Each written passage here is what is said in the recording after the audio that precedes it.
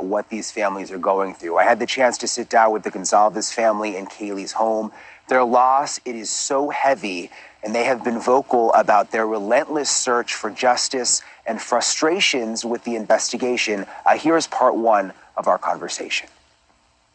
You know, she was hurt so bad that she was not able to recover. That is just terrible. Oh, it's okay. It's terrible. And I cannot fathom in my head what kind of person did this. It's capable. And why. I can't sleep at night. I lay in bed pondering just millions of different scenarios. And just, I want to know, but then there's stuff obviously you don't want to know, you know, but You just cry. I think I want to know it all, and You're okay. I just don't understand why. How somebody can take somebody, four of them, it wasn't just my girl, just so savagely. Is anyone acting differently since the murders? I mean, is there anyone that you have a weird feeling about that the girls knew or that comes to mind? Yeah, I would say not in the immediate circle by any means, but a few of the names that have been circulating around, I think it's hard not to kind of, you know, dig into this. And I don't know how much of that is just because we have so little information from law enforcement and how much of it really is, you know, a sister or a father's intuition. Can you elaborate at all? I don't know.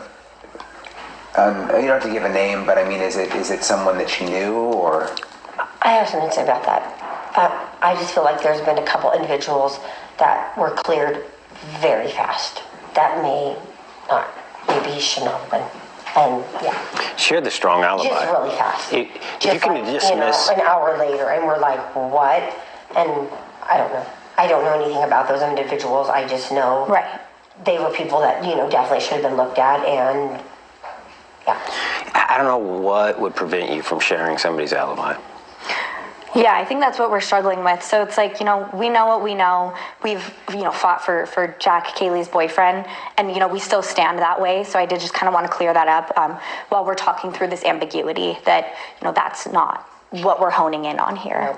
We don't want to make more victims out of innocent people. Exactly. We definitely don't want to do that. No. You've mentioned before that you didn't want to have a funeral right now because the killer's still out there. Is that something that you're still thinking about? Are you nervous at all? I mean, because in Moscow, you know, we talked to students. People are really nervous there. They should be. Yeah. This targeted to me, it seems behavior-based. That's why I don't like it, and it kind of pits the parents against each other. So I don't like that. I just told some of the other parents today that, you know, if your daughter has no ill will for me, man. To me, if you go have a couple beers or go out and hang out with your friends and then come home and go to bed, if that's your target, then I think we all do that. I think we all come home and go to our beds. It's all target. Yeah, so it's kind of a bad word then.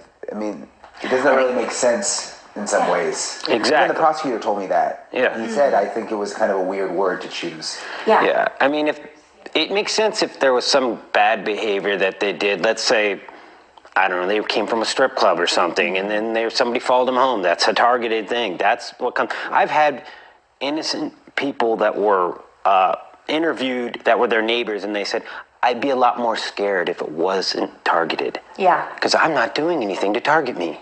And I'm like, well, if targeting's just going to bed with your friends. So maybe that was just a way to calm people down? I feel like it was strategic. Yeah. It was a strategic way to keep people from hitting the door, transferring out, and turning that place into a ghost town. So, You never think you're going to lose your little sister. Ever.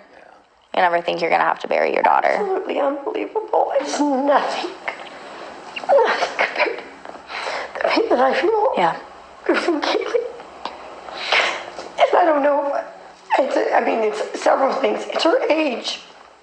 It's how it happened. It's her life. Why it happened. Who did this to her? Just graduated. Who did this to her and her friends? The fact that she was with her best friend. I mean, since they were little girls.